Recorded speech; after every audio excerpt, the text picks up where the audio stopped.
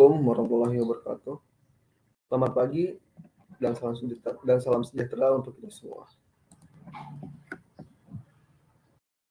Baik, kepada para peserta, selamat datang di webinar peluang penerapan AI dalam membangun ide bisnis startup bersama saya Muhammad Fisya Ramadan, founder dari Tresgo. Nah, hari ini kita akan membahas seputar bagaimana penerapan artificial intelligence atau kecerdasan buatan dalam penerapan membangun sebuah ide startup. Tentunya akan banyak hal yang bakal kita bahas terkait dengan startup, seperti apa itu startup, dan jenis-jenis startup, dan apa yang mereka lakukan dengan AI. Baik, kalau begitu langsung saya mulai webinar kali ini dengan judul peluang penerapan AI dalam membangun ide bisnis startup.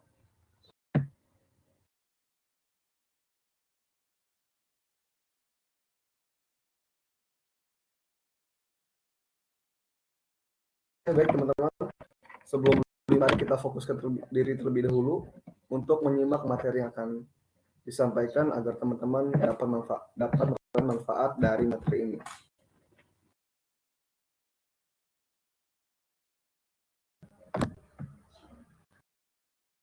Oke, saya perkenalkan lagi diri saya kembali. Nama saya Muhammad Fisya Ramadan. Saya adalah founder dari startup Tresgo. Startup Tresgo adalah startup yang bergerak di bidang manajemen pengolahan sampah berbasis digital dan teknologi. Nah, beberapa prestasi dan beberapa penghargaan telah kami raih sebagai sebuah startup yang bermulai dari nol, teman-teman. Kita pernah mendapatkan peringkat top 15 dalam event Idea in Jakarta Future City.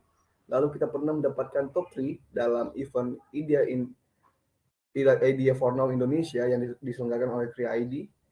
Lalu kita juga menjadi partisipan fasilitator startup Idea in Hack for Now in South Korea, teman-teman. Oleh bersama Kreatif Story. Lalu kita pernah menjadi top 30 dalam event AI Creation Indonesia. Dan saya akan membahas sedikit tentang Tresgo, teman-teman. Tresgo, the future of trash. Layanan sistem cerdas pengangkutan sampah. Nah, kami di sini adalah sebuah startup yang basically kita memanfaatkan sebuah IoT dan penerapan AI di dalamnya, teman-teman. Ada beberapa layanan yang kami kembangkan. Di antaranya adalah layanan penjemputan sampah, baik langsung ke rumah secara real time, baik ataupun melalui smart TPS yang kami buat dan kami rancang. Lalu ada produk lain juga yang lain yang berupa vending mesin sampah yang berguna untuk menjual sampah teman-teman agar dapat ditukarkan dengan uang. Dan mesin ini menggunakan visual recognition atau computer vision untuk memilah sampah, teman-teman. Jadi ada penerapan AI di dalamnya. Nah, ini seperti ini contoh prototipenya. Oke. Tadi sekilas tentang perusahaan startup yang saya bangun, dan kami insya Allah akan launching dalam beberapa bulan dekat. Dan kita akan membahas langsung ke materi, teman-teman. Kita akan membahas tentang startup. Apa itu startup? Nah, startup adalah sebuah institusi yang dirancang untuk membuat produk atau jasa baru dalam kondisi ketidakpastian yang ekstrim. Ini dikatakan oleh Eric Rice dalam bukunya yang berjudul Lean Startup. Sebuah buku yang menjadi paduan bagi teman-teman atau muda-mudi milenial yang ingin membangun sebuah startup di zaman sekarang. Karena startup ini berbeda dengan UMKM atau perusahaan biasa, teman-teman. Perusahaan biasa atau UMKM itu kita menyediakan barang atau jasa yang sudah ada pasarnya. Tapi startup kita tidak punya pasar, kita tidak punya target yang jelas, dan kita harus membuat jasa atau produk yang akan digunakan untuk beberapa tahun ke depan. Memiliki peluang yang sangat tinggi, teman-teman.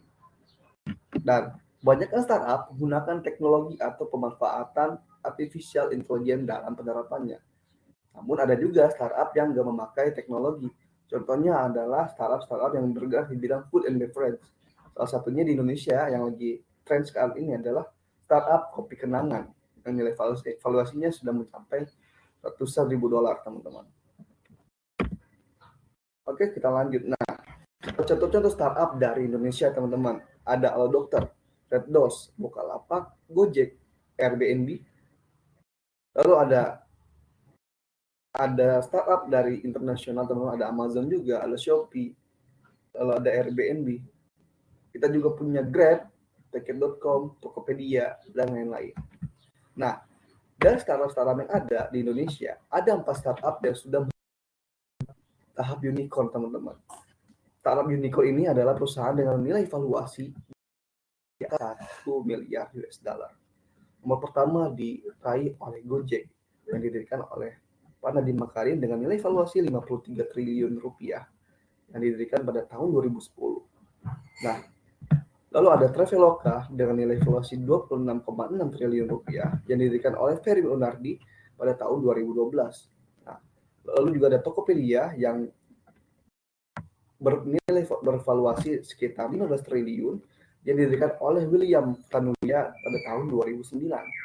Lalu juga ada Bukalapak yang memiliki nilai valuasi 13,7 triliun yang didirikan oleh Ahmad Zaki pada tahun 2010. Nah, mungkin teman-teman di sini merasa ada yang aneh sedikit. Mereka ini rata-rata didirikan pada tahun 2010 sampai 2012. Nah, padahal teman-teman mungkin merasakan lahiran mereka pada tahun mungkin sekitar tahun 2015 sampai tahun 2016 teman-teman baru merasakan. Teman-teman baru merasakan adanya ojek online. Teman-teman baru merasakan belanja online. Teman-teman baru merasakan cari hotel atau traveling secara online pada tahun 2015 dan sekitar dan dekat-dekat itu. Padahal perusahaan-perusahaan ini telah beroperasi dan telah berdiri dari 5 tahun sebelumnya. Nah, kenapa demikian? Karena startup-startup ini memiliki proses yang sangat panjang untuk bisa go to market atau istilahnya kita langsung masuk ke pasar, teman-teman. Jadi kita startup ini selama 5 tahun biasanya kita tuh melakukan sebuah riset, sebuah uji coba sampai benar-benar layak untuk digunakan oleh masyarakat, teman-teman. Oke. Pertanyaannya, apa yang mereka lakukan? Kalau mereka startup, mereka punya bidang yang beda-beda, tapi apa yang mereka lakukan sampai mereka bisa disebut all startup? Mereka punya sesuatu yang ditawarkan dan sesuatu yang dijual. Nah, apa itu? Dia adalah pemrosesan data, teman-teman. Ini kunci dari perusahaan startup. Kita data, oke, lalu kita analisis, dan lalu kita buat sebuah outputnya yang bisa kita gunakan lagi untuk analisis berikutnya, teman-teman. Jadi data ini tidak akan pernah mati, teman-teman, di tangan orang-orang startup. Data ini bakal diolah menjadi hal yang baru, terus dan tanpa henti, teman-teman. Digunakan lagi oleh startup yang lain, dioper dan lain-lain sebagainya. Data ini zaman sekarang bisa disebut sebagai minyak yang baru, teman-teman. Nah, ini analoginya persamaan para startup, teman-teman.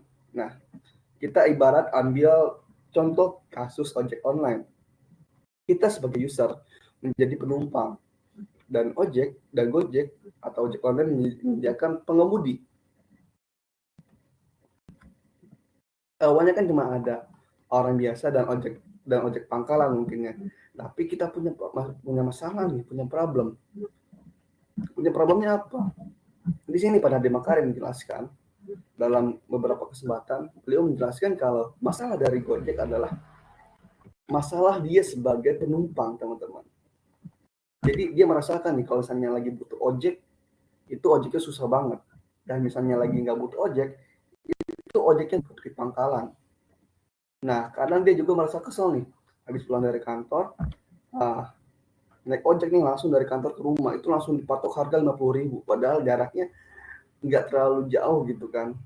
Mungkin teman-teman kalau sekarang naik bisa harganya cuma 15.000 atau 20.000, tapi zaman dulu sebelum ada ojek online, teman-teman yang jarak itu sekitar udah 1 kilometer lebih, itu bisa patok harganya sangat tinggi. Dan ini adalah satu masalah, di mana tidak adanya keseimbangan antara supply, antara demand, kebutuhan, dan supply dari ojek online-nya. Kita nggak ada kesepakatan harga nih.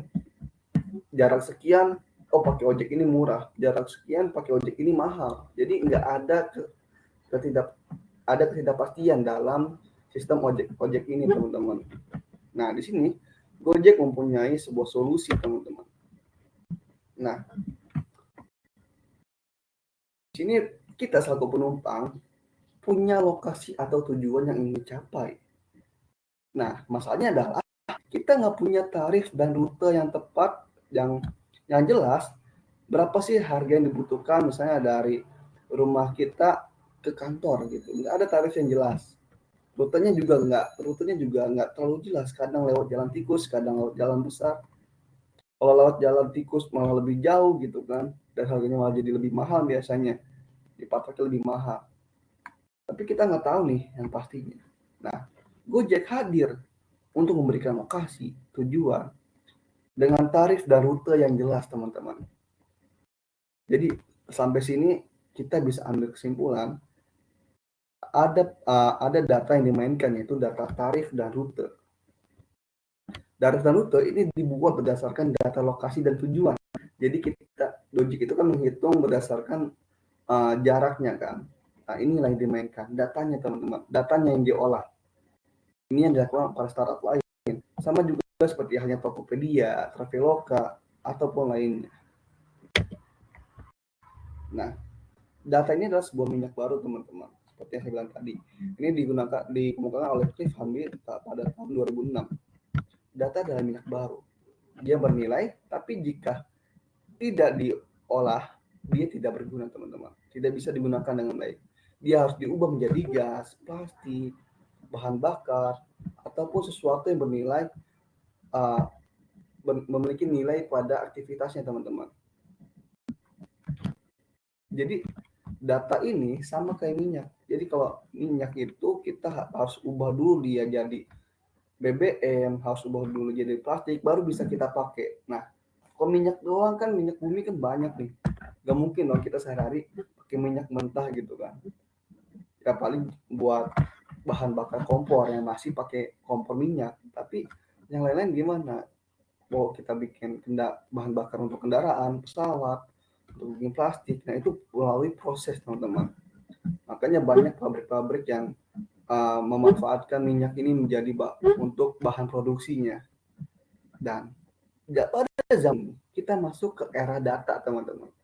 Data ini sejak didirikannya beberapa startup, data ini tidak akan pernah mati teman-teman. Beda sama minyak yang dia mungkin minyak Indonesia cuma cukup untuk 11 tahun. Ini minyak bumi ya, bukan minyak goreng. Jadi sangat terbatas teman-teman. Karena mereka ini kan minyak ini terbuat dari fosil-fosil yang dari masa lalu, jutaan tahun yang lalu. Sedangkan data bukannya berkurang, tapi malah menambah. Semakin kita menggunakan data, semakin data itu bertambah. Loh, kenapa logikanya seperti itu? Misal gini, kita hari ini mau pergi ke kantor, naik ojek, ya kan? Hari ini kita berangkat di jam 7 pagi, besok kita berangkat di jam 7 pagi. Nah tapi pas weekend kita berangkat ke tempat yang berbeda, yang lebih jauh mungkin, atau yang lebih dekat, atau tempat-tempat yang seperti kafe, tempat hiburan, dan lain-lain. Dan ini kalau jadikan tabel, satu orang saja, misal kita rinci ini dalam satu hari, dia pergi ke sini, ke sini, ke sini. Dalam satu minggu dia ke sini, ke sini, ke sini. Dalam satu tahun bisa ribuan tempat dia kunjungi dengan ojek online. Itu baru satu orang. Bagaimana dengan jutaan orang teman-teman? Makanya data tidak pernah mati. Di sini lihat ada data yang sangat besar. Ini ada data Google. Dia sekitar 4.497.420 data setiap hari per menitnya teman-teman, per menitnya. Jadi kita searching di Google itu akan masuk ke database Google, masuk ke penyimpanan data Google. Makanya Google itu kalau kita misalnya ngetikin kata, dia bakal nunjukin beberapa referensi, sama juga kayak YouTube gitu. YouTube malah dia akan menampilkan referensi yang sesuai dengan kesukaan kita teman-teman, dan itu menggunakan AI teman-teman, dan semuanya adalah tentang data. Kita bisa lihat semua startup di sini teman-teman, mereka memiliki data yang sangat banyak dan akan terus bertumbuh tiap menitnya. kita punya Tinder, Google, Facebook, lalu ada Instagram, dan lain-lain. Nah, ini adalah suatu hal yang penting teman-teman dari perkembangan industri atau perkembangan zaman. Dulu di sekitar tahun 1784 kita masuk dalam dunia industri 1 teman-teman. Di sini hanya ada mekanis biasa teman-teman yang menggunakan tenaga uap.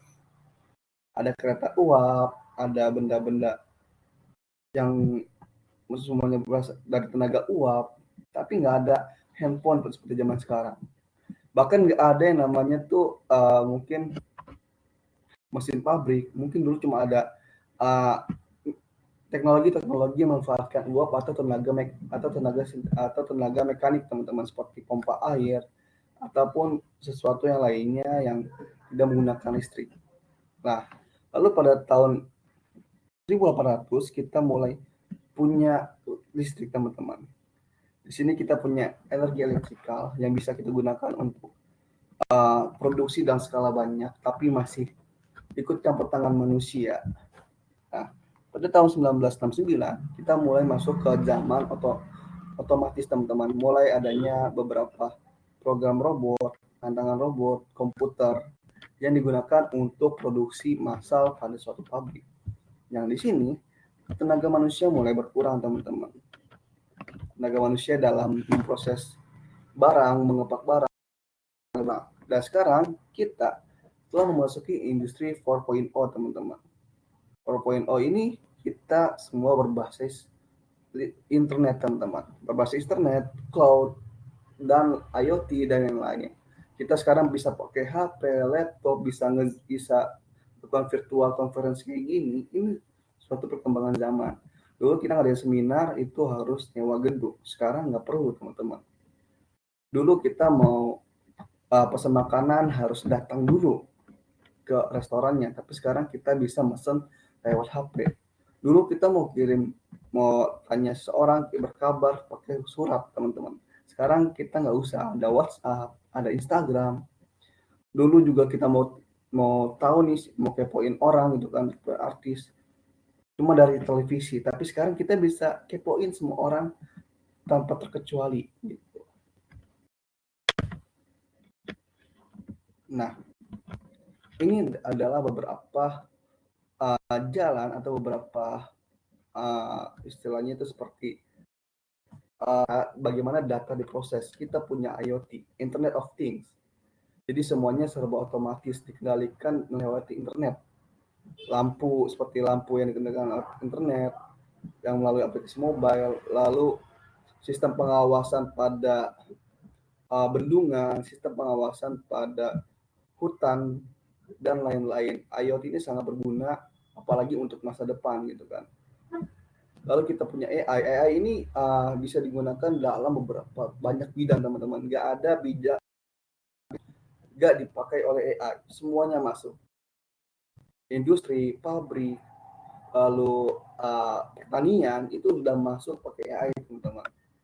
Terus sekarang untuk dalam dunia bisnis pun pakai AI untuk melakukan sebuah keputusan. Nah, kita juga punya big data yang dari ini terus bertumbuh, dan juga ada sekarang namanya teknologi blockchain. Nah, kita akan fokus pada penerapan artificial intelligence atau AI. Jadi kita lupakan sejenak tentang IoT, kita lupakan sejenak tentang big data dan blockchain, dan kita akan fokus pada artificial intelligence teman-teman, atau kecerdasan buatan.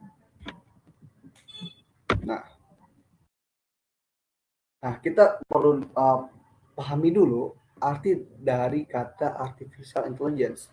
Kata intelligence berasal dari bahasa Latin atau yang berarti intelligo, yang berarti saya paham. Berarti dasar dari intelligence adalah kemampuan untuk memahami dan melakukan aksi. Nah, pada akhir tahun 1955, Newell dan Simon mengembangkan The Logic Theory, program AI pertama. Ini pada tahun 1955. Jadi AI ini bukan baru teman-teman. Bukan baru di tahun-tahun ini atau di tahun-tahun 2000. Tapi udah ada di abad 20 teman-teman. Di tahun 1955. Nah lalu baru pada tahun 1956 John McCarthy dari Massachusetts Institute of Technology dianggap sebagai bapak AI karena dia menemukan konsep penggunaan AI, teman-teman. Nah, AI atau kecerdasan buatan adalah pengembangan dari sistem komputer yang bisa melakukan tugas yang biasanya dilakukan oleh manusia. Nah, ini nggak semua pekerjaan atau tugas bisa dilakukan oleh kecerdasan buatan. Sebenarnya bisa, tapi perlu tahapan. Ada beberapa tahapan dalam AI, teman-teman. Nah, sekarang nih ada generasi AI. Kita sedang memakai generasi AI, teman-teman. Kita melakukan pemrosesan data, kita ada deteksi wajah atau sensor dan lain-lain, itu adalah generasi AI. Nah, yang kedua adalah ada yang namanya itu AI ini udah sampai ke tingkat dikonekin dengan pikiran, teman-teman. Seperti sekarang ada project Neuralink. Nah, ini udah mulai, teman-teman. Dan yang ketiga adalah AI yang punya kesadaran sendiri. Ya, seperti kita lihat di film-film fiksi, teman-teman. Ada Terminator, Doraemon, ataupun robot-robot lain yang punya kecerdasan sendiri, teman-teman. Dan mereka bahkan bisa melakukan hal-hal yang bisa dilakukan oleh manusia dalam film fiksi, ya. Mungkin seperti melakukan pekerjaan rumah tangga, polisi, pengasuhan, dan lain-lain. Dan bukan nggak mungkin kita bakal masuk ke tahap sana, teman-teman. Oke, kita akan bahas AI kecerdasan buatan yang sering kita gunakan pada hari-hari ini, teman-teman. Nah, dalam mempelajari AI, teman-teman harus paham tentang apa sih itu AI dan bagaimana ke dalamnya, teman-teman. Nah, kita keluarnya adalah artificial intelligence, sebuah teknik yang memungkinkan mesin untuk meniru perilaku manusia. Nah, ini berbeda sama agak berbeda dengan mesin elektronikal yang mungkin teman-teman bisa lihat di pabrik-pabrik kan. Itu ada yang memakai AI dan ada yang tidak memakai AI. Ada yang memakai AI, dia bisa melihat objek, bisa menilai objek. Misalnya kalau teman-teman lihat di pabrik-pabrik botol atau permen, dia bisa memilah mana produk yang layak digunakan, mana produk yang tidak layak digunakan. Dia bisa memilah, teman-teman. Nah, dalam AI kita punya cabangnya, teman-teman, punya sub pembelajarannya, itu ada machine learning. Dia menggunakan metode statik untuk memungkinkan mesin meningkat dengan pengalaman. Nah, ini konsepnya adalah seperti kita manusia berkembang, teman-teman. Semakin banyak pengalaman, semakin banyak kita melakukan aksi, maka akan semakin paham dan semakin ahli kita dalam mengerjakan sesuatu. Ini juga yang dipelajari oleh machine learning, teman-teman. Jadi machine learning ini sangat relevan lah dengan kehidupan kita. Kita ngasih mesin nih pembelajaran. Kita ambil contoh dari film Tarzan, teman-teman. Machine learning adalah sesuatu yang romantis karena dalam film Tarzan kita bisa lihat Tarzan bertemu dengan Jane. Tarzan awalnya nggak bisa bicara, Tarzan nggak tahu apa itu gelas, apa itu wanita dan pria. Tarzan nggak tahu mana benar dan baik, tapi Jane mengajari Tarzan. Dia menunjukkan sebuah apel. Ini adalah apel. Apel warnanya merah dan apel bentuknya seperti ini.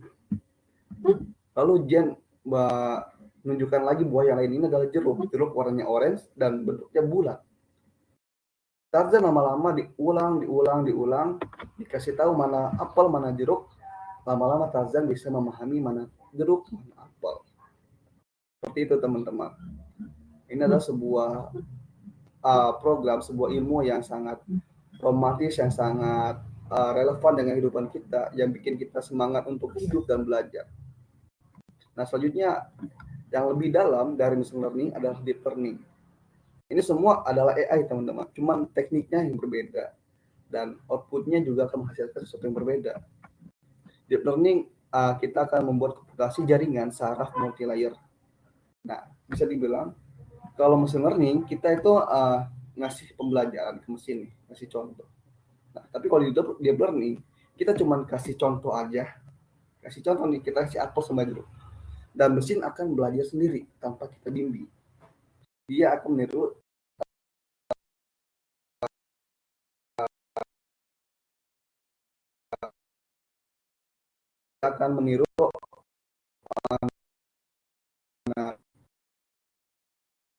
uh, kalau kasih apel jeruk, oh apel itu itu warnanya merah, oke gue bisa kelompokkan lagi, oh bohong ini warnanya bentuknya bu, oke nah, seperti itu teman, mesti ajarin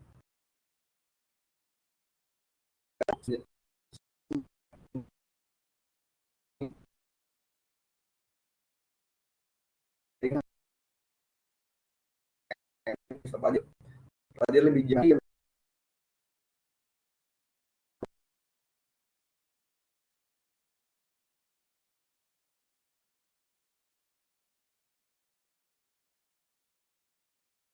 Atau pembuatan keputusan ini sangat berguna pada perusahaan-perusahaan.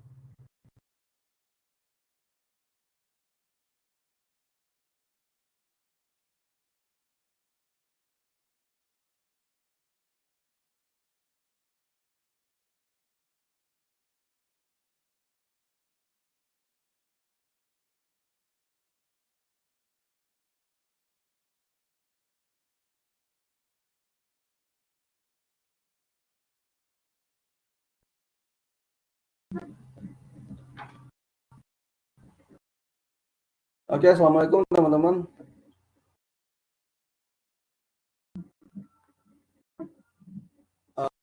Tadi terputus ya.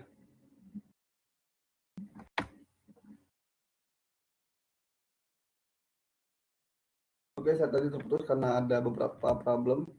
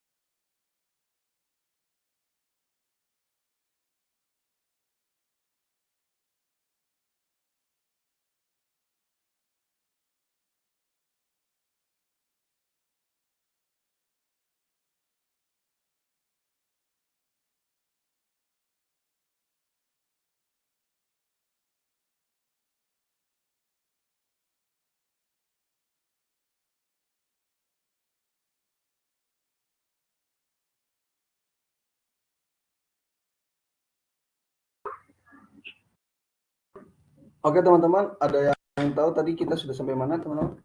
Tadi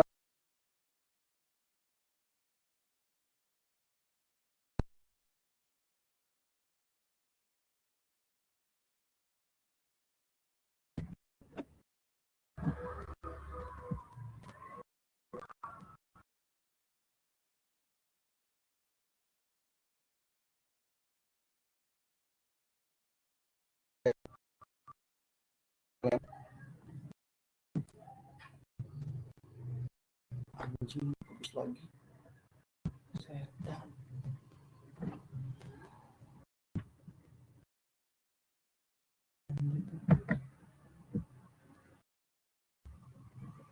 Oke teman-teman, suara saya terdengar.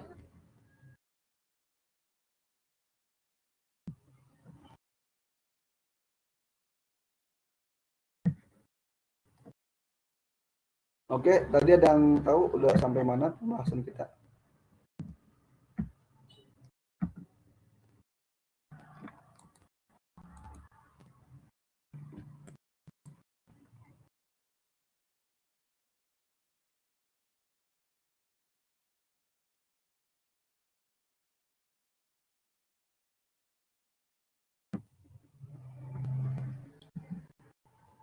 tadi mulai dari sini ya, dari data adalah minyak adalah sebuah minyak yang baru. Oke teman-teman, kita lanjutkan lagi. Maaf atas temanya. Kita terus. Oke teman, di sini kita membahas mengenai dalam peluang bisnis startup teman-teman. Nah, seperti yang kita tahu, AI ini tentang data teman-teman.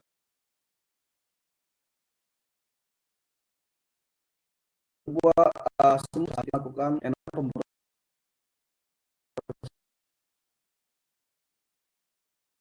data bisa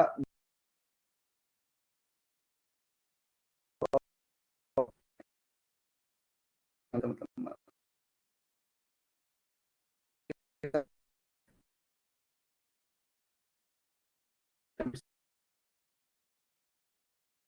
Itu adalah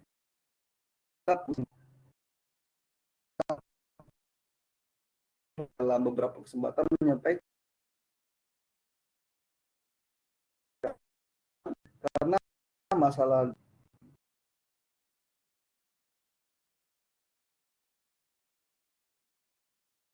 ojek.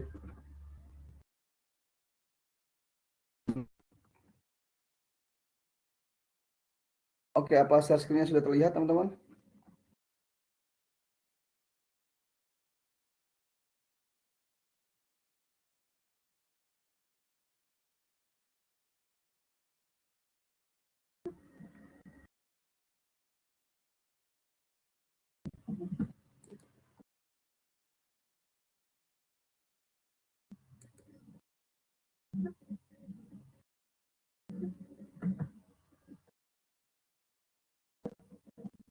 Oke, apa sekarang sudah terlihat?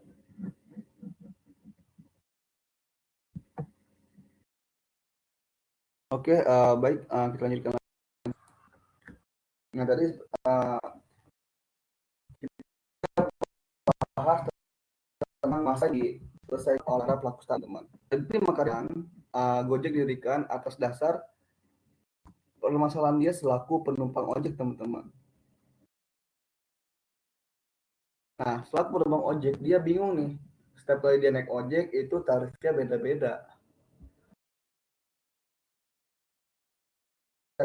Kalau rumah itu tarifnya sangat tinggi, 50.000 tarifnya itu udah ada, tapi pas dia lagi nggak butuh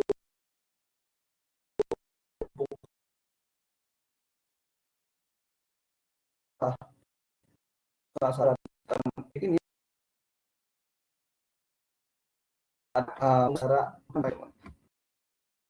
teman kita punya selaku pengguna, selaku user kita punya lokasi dan tujuannya ini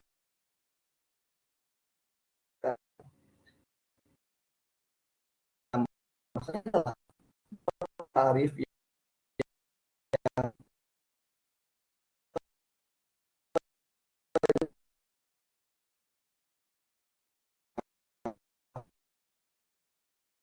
hadir nih. Gojek hadir untuk memberikan untuk ngasih tahu lokasi tujuan kita dengan tarif dan rutenya bagaimana. Ini adalah yang dilakukan oleh Gojek.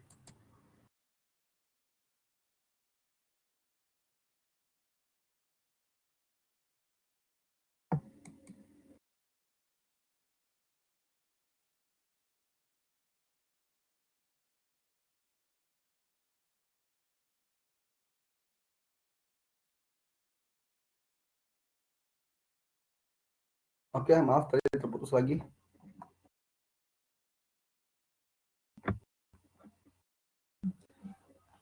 Semua startup kita melakukan everything about data teman-teman. Semua tentang data. Jadi startup ini kita berfokus pada pengolahan data. Mau itu Traveloka, mau itu Shopee, Lazada, Tokopedia, bahkan Facebook sekalipun itu semua berbicara tentang data. Bagaimana kita bisa mengolah data itu dan menggunakan data yang telah kita olah. Misalnya tadi contoh, Gojek punya data tarif dan jarak. tentang gimana cara kita naik ojek dengan tarif yang sama, misalnya dari rumah ke kantor, itu Gojek punya datanya. Dan kita nggak perlu tahu gitu kan, berapa itu hitungannya. Yang kita tahu, kita mau pergi ke sana itu ada data, ada harganya. Itu output yang kita rasakan. Atau teman-teman kayak di YouTube, teman-teman mau cari video siapa gitu kan, channel siapa. Teman-teman nggak mau tahu gimana si program itu mencari datanya. Mereka punya data banyak, tapi teman-teman nggak mau lihat gitu kan. Kita maunya kita cari channel ini keluar gitu kan. Nah, itulah data kenapa dia disebut sebagai minyak baru, teman-teman. Data ini punya sebuah nilai, tapi jika kita nggak olah dulu, itu nggak akan berguna, teman-teman. Nggak punya nilai. Nah, kita harus ubah minyak itu menjadi gas, jadi bahan bakar, jadi plastik, dan lain-lain, baru bisa kita pakai. Plastik juga bisa kita olah lagi jadi banyak hal. Nah, semua ini menggunakan minyak. Nah, lalu ada perbedaan antara minyak dan data. Mungkin data bisa kita ibaratkan sebagai minyak karena penggunaannya. Tapi dari sisi sumber dayanya, perbedaannya sangat jauh, teman-teman. Kalau minyak itu sangat terbatas karena dia kan dari fosil-fosil dari jutaan tahun lalu. Nah, kalau data beda, teman-teman. Minyak semakin kita pakai semakin cepat habis, tapi data semakin kita pakai semakin bertambah, teman-teman. Misal hari ini kita mau pergi ke kantor, pergi ke kampus di jam 7. Besok kita pergi di jam 8 ke kampus. Tapi di weekday kita perginya di ke tempat-tempat kayak kafe, tempat-tempat rekreasi, dan lain-lain. Dan ini satu orang mungkin dalam satu minggu bisa pergi ke puluhan tempat, teman-teman. Dan dalam satu tahun mungkin bisa ke ratusan tempat. Nah, itu baru satu orang. Gimana kalau ada banyak orang? Tentunya datanya bakal bertambah, teman-teman. Sama kayak kita di Google, kita searching bakal keluar referensi. Nah, referensi itu kan dia ada hasil dari pencarian orang-orang yang lain. Atau kayak di YouTube juga algoritmanya seperti itu, teman-teman. Jadi mengolah data, gimana cara kita mengolah data dengan baik dan bisa disampaikan oleh pengguna. Oke, kita membahas tentang perkembangan zaman, teman-teman.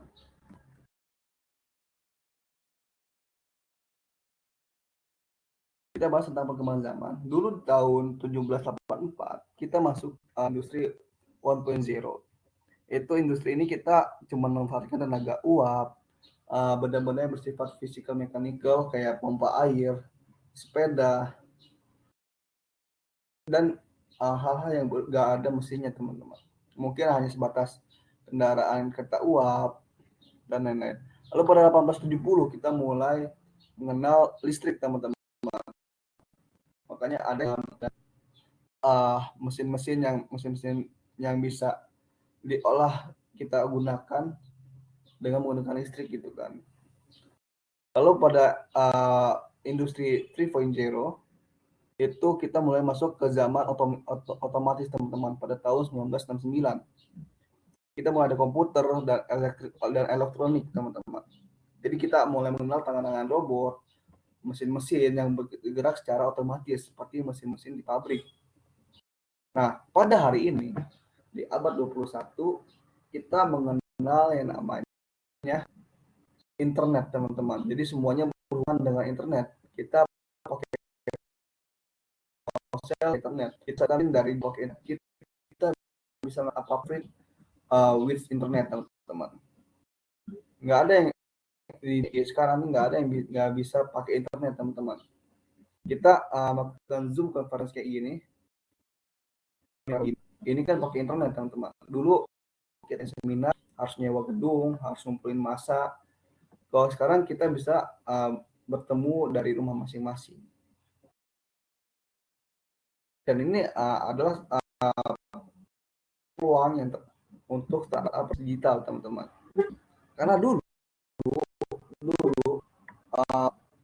founder dari Zira, itu aplikasi akuntan Indonesia, itu beliau bilang Zaman dulu di tahun 2000 atau 90-an itu dia bakal Zira itu nggak ada sekali namanya digital. Perusahaannya perusahaan teknologi membuat software aplikasi yang dipasang di PC, tapi marketingnya secara konvensional, secara tradisional, dan itu susah teman.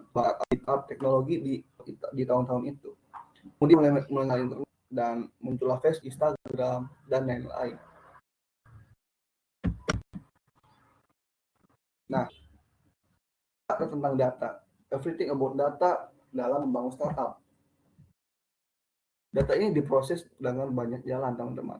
Kita bisa menggunakan IoT atau Internet of Things, di mana kita bisa mengendalikan perangkat hanya dengan sentuhan jari melalui aplikasi, teman-teman. Seperti mematikan lampu, memantau CCTV, dan lain-lain. Dan IoT ini punya saudara yang namanya artificial intelligence atau kecerdasan buatan, teman-teman.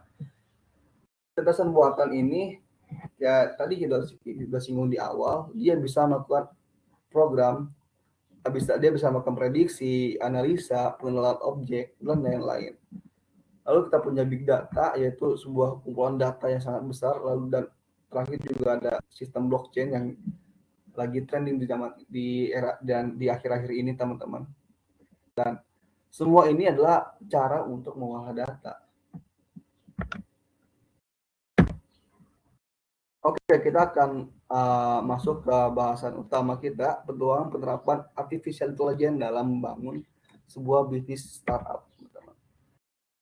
Nah, kita perlu pahami dulu arti kata dari artificial intelligence.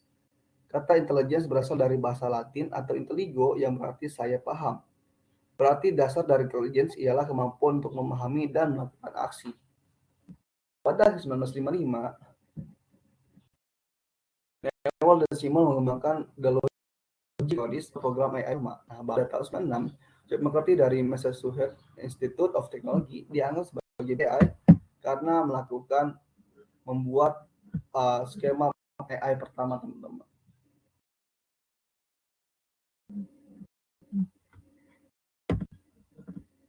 Nah, jadi kesimpulannya adalah AI buatan adalah pengembangan dari sistem komputer yang bisa melakukan tugasnya dilakukan oleh manusia. Nah, hingga semua AI bisa melakukan tugas manusia, kayak mungkin menyapu, melakukan perjalanan rumah tangga, menjadi polusi kayak di film atau lain-lain. Ada tahapan jenis-jenis AI, teman-teman. Yang pertama adalah AI general.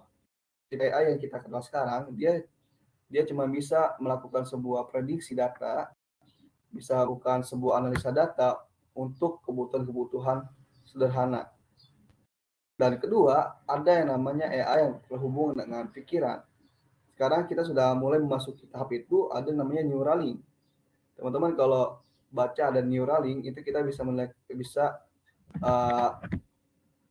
terhubung dengan internet melalui pikiran kita. Lalu yang terakhir adalah AI dengan kesadaran sendiri atau robot, teman-teman, atau bahkan kayak di film Terminator atau dalam film Doraemon, dalam film Astro Boy, dan lain-lain. AI ini bisa melakukan banyak pekerjaan seperti pekerjaan manusia. Dan ini bukanlah sebuah fiksi seperti di film-film, dan ini benar adanya dan hanya kita belum memasuki tahap itu. Nah, jadi jangan lagi bilang AI itu identik dengan robot, hanya seputar robot dan memiliki kesadaran buatan sendiri. Itu enggak sepenuhnya seperti itu dan enggak sepenuhnya salah juga. Tapi nggak mungkin namanya AI kita kasih tugas untuk memecahkan sebuah problem, lama-lama dia semakin pintar dan punya kesadaran sendiri. Itu nggak mungkin, teman-teman, karena ada tahapannya untuk membentuk suatu kesadaran itu. Mungkin kayak di film Avengers Age of Ultron, dia punya kesadaran sendiri untuk menghancurkan bumi. Itu nggak mungkin, teman-teman. Yang dasarnya AI, yang dasarnya melakukan semua sesuai perintah, itu memberontak, itu nggak mungkin dalam dunia AI. Jadi jangan lagi kita bicara peluang AI itu adalah nanti bikin manusia jadi diusir atau ada ekspansi dari robot gitu kan, itu nggak mungkin teman-teman, kecuali memang udah ada robot yang punya kesadaran sendiri. Kalau sekarang masih nggak mungkin. Nah, oke, kita bahas tentang AI-nya. Nah, AI ini adalah sebuah teknik yang memungkinkan mesin untuk meniru perilaku manusia. Nah, dalam AI ini kita punya subtema atau subbidang yang digunakan untuk melakukan pengolahan AI, teman-teman, untuk pembuatan AI. Yang pertama adalah machine learning, sebuah program, sebuah ilmu yang memiliki nilai romantis dan kehidupan yang sangat tinggi, teman-teman. Di mana mesin ini belajar dari pengalaman dia yang udah kita ajarkan, teman-teman. Jadi kita mengajarkan kepada mesin nih. Misal kita ajarin bagaimana bentuk apel. Apel itu warnanya merah. Apel itu bentuknya seperti ini loh. Dan apel itu adalah buah.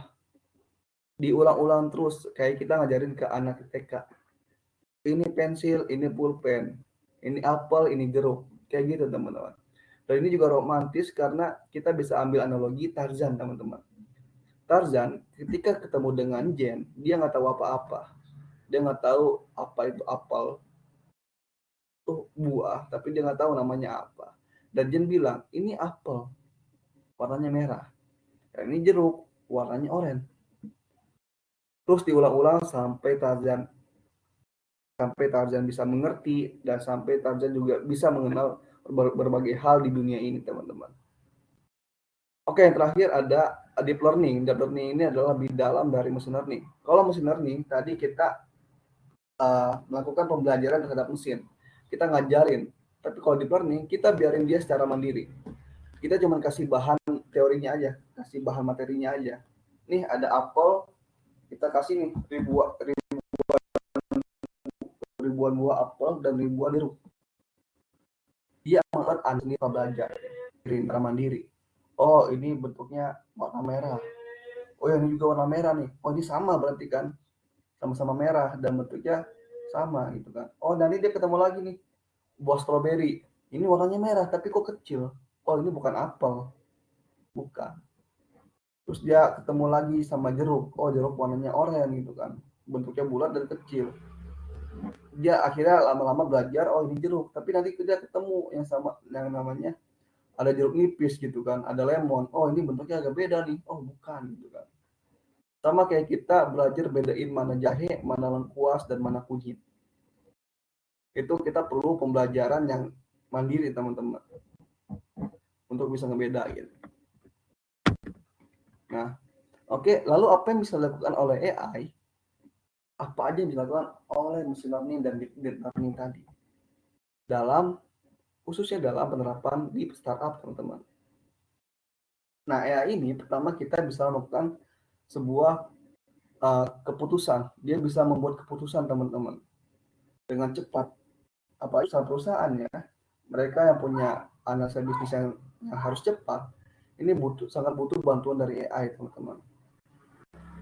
Nah, karena AI juga bisa memecahkan sebuah masalah yang sangat kompleks, solve complex problem. Jadi dengan data-data yang ada, dia melakukan sebuah analisa, prediksi, dan lain-lain untuk memecahkan sebuah masalah, teman-teman. Yang mungkin nggak bisa dipecahkan oleh manusia, teman-teman, karena keterbatasan pemahaman kalkulasi kita. Dan dia juga bisa melakukan komputasi atau perhitungan yang sangat tinggi, melebihi perhitungan kita. Misal aja nih, ketika kita ditanya, misalnya di Gojek, ada beberapa orang yang naik ojek dari hari Senin. Apakah ada orang yang sama yang naik ojek di hari Senin dan hari Selasa? Itu ada ribuan data, mungkin jutaan data. Dan kalau orang yang ngitung, itu bakal lama banget. Mungkin bulan depan baru beres.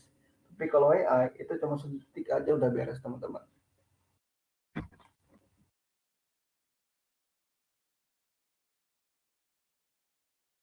Nah, lalu dia juga bisa meningkatkan akurasi, teman-teman. Jadi semuanya bakalan tepat. Ada yang tidak tepat, teman-teman, kalau pakai AI itu. Nah, ini adalah contoh penerapan AI di banyak startup yang melakukan perkembangan teknologi, teman-teman. Pertama kita tahu di sini ada peta dunia ini adalah sebuah peta yang menggunakan AI untuk mengidentifikasi topologi daerah. Ini adalah lautan, ada daerah dataran rendah dan dataran tinggi dan dataran tinggi. Dan ini juga bisa digunakan oleh BMKG untuk simulasi cuaca, teman-teman. Jadi kita mendapat cuaca dengan AI, teman-teman.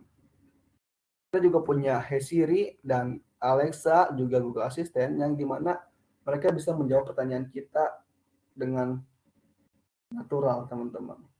Ini suatu kecerdasan buatan, tapi bukan berarti mereka memiliki kesadaran sendiri. Begitu juga dengan robot Sophia, teman-teman. Robot Sophia ini robot yang paling canggih di dunia. Dia bisa melakukan ekspresi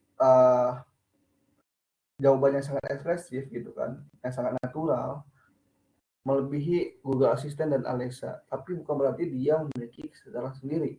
Dia hanya diprogram, diberikan sebuah program yang luar biasa, program AI yang luar biasa, supaya bisa menjawab pertanyaan-pertanyaan kita. Lagi-lagi semua itu berdasarkan data yang diberikan, teman-teman. Data yang telah diproses dan sudah diolah. Dan kita tidak akan tahu data-data yang ada di dalam sana. Dan kita pasti tidak mau tahu. Sama juga kalau kita menggunakan YouTube. Kita lakukan pencarian channel ABCD. YouTube bakal melakukan pencarian dari banyak database yang ada. Tapi kita nggak tahu database itu seperti apa. Karena kalau kita cari pasti bakal lama banget. Bayangin teman-teman pergi ke perpustakaan yang sangat besar. Teman-teman suruh cari judul misal judul tentang bagaimana menanam padi. Nah, teman-teman harus cari dulu kan. Ini adalah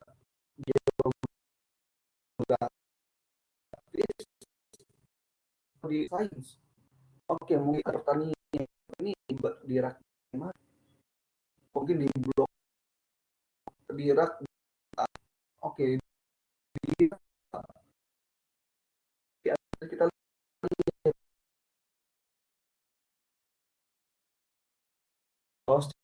cara ya bukti. Begitu juga dengan aplikasi yang kita kan. Google Earth itu sangat-sangat kompleks.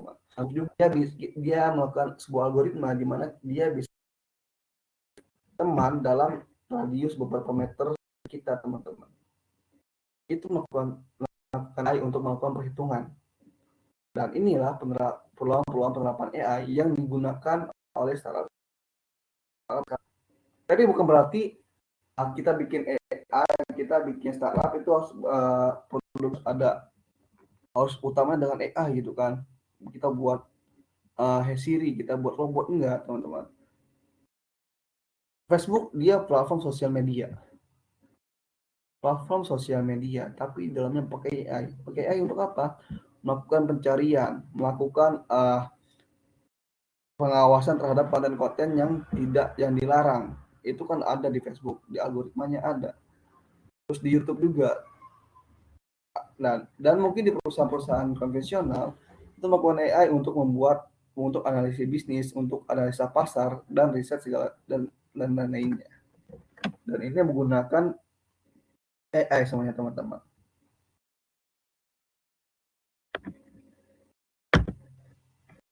Nah, ini ada perkataan dari Bapak Steve Jobs, dari almarhum.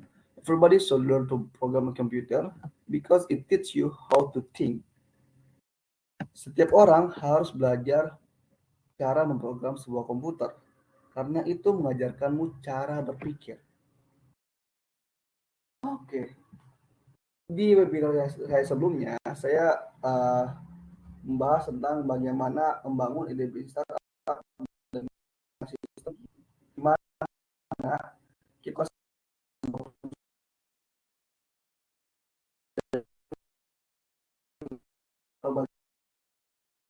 kita uh, uh,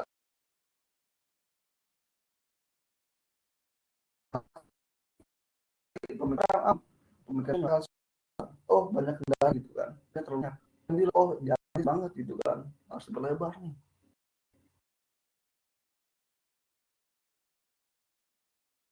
bilang, harganya kan.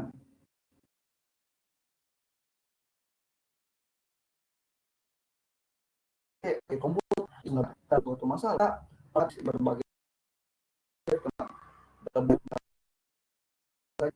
jadi itu lihat di oh ternyata Jakarta itu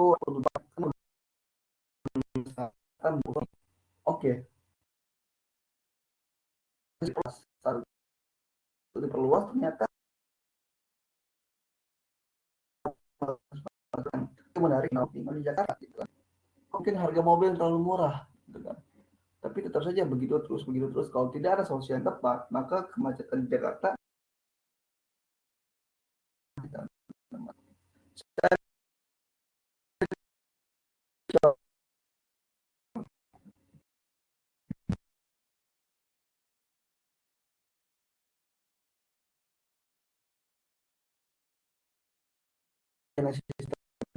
penggunaan saham berbasis kita adalah mana penggunaan saham kita dia di jalan itu dia waktu mau lain lagi bahkan atas dampak saya itu pas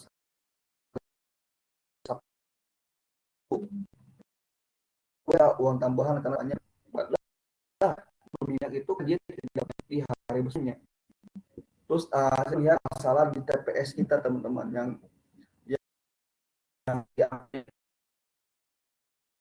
tapi banget sampai membludak itu.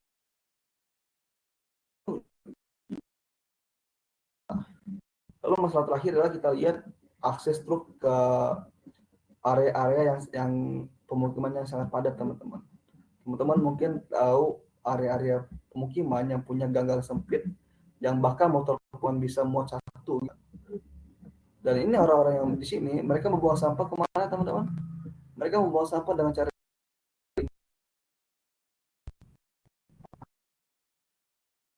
buang ke orang yang lihatin oh gitu kan pada membuang sampah di sungai bahkan pelaku masyarakat padahal tentang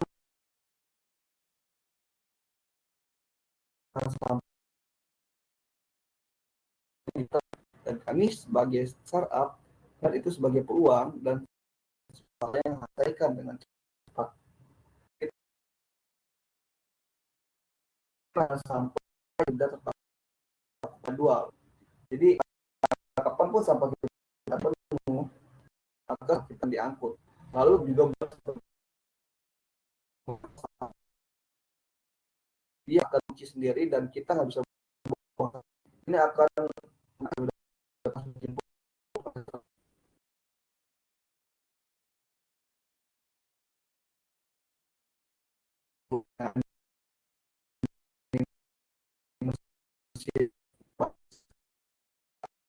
pemilahan sampah atau ini akan dalam yang bisa dibuat jualan lagi, yang bisa buat produk-produk lain lagi dari lain lagi. Jadi everything about jadi AI ini dalam startup kita everything about ini adalah untuk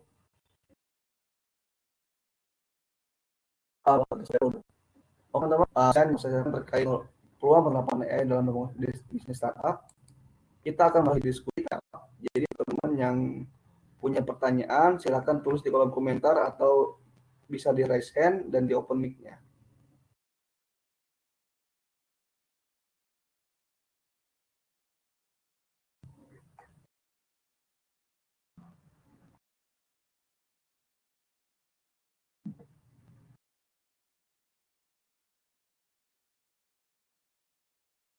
Silakan pertanyaan untuk disampaikan di kolom komentar, kolom chat, atau kalau teman-teman boleh langsung speak up dengan menyalakan dulu mikrofonnya.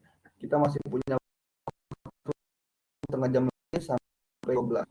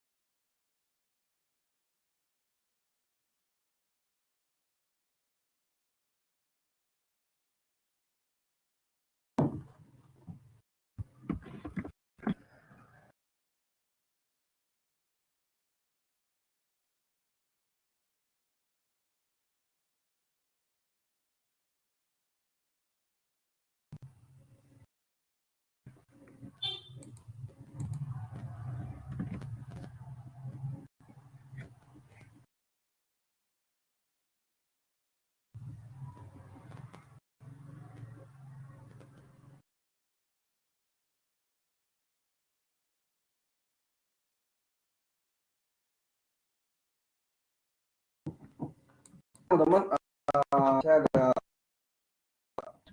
teman ya, saya adalah full tentang startup bisnis dan beberapa modul tentang saya akan modul-modul ini saya akan giveaway buat teman-teman yang bertanya bagaimana membangun sebuah startup, lalu bagaimana membangun AI. Jadi silakan teman-teman bertanya dan siapa yang bertanya akan modul-modul tersebut.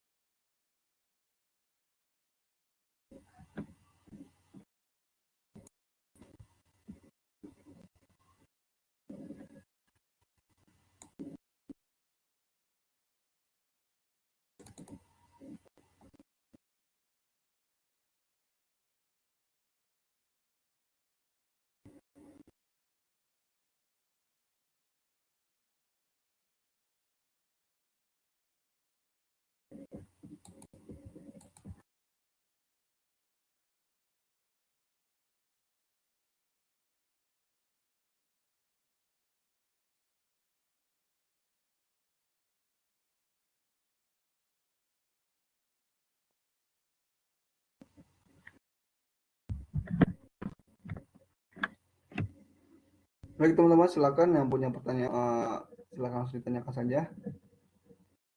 Saya akan memberikan modul-modul ini. Ini ada modul-modul tentang AI. Ini adalah bisa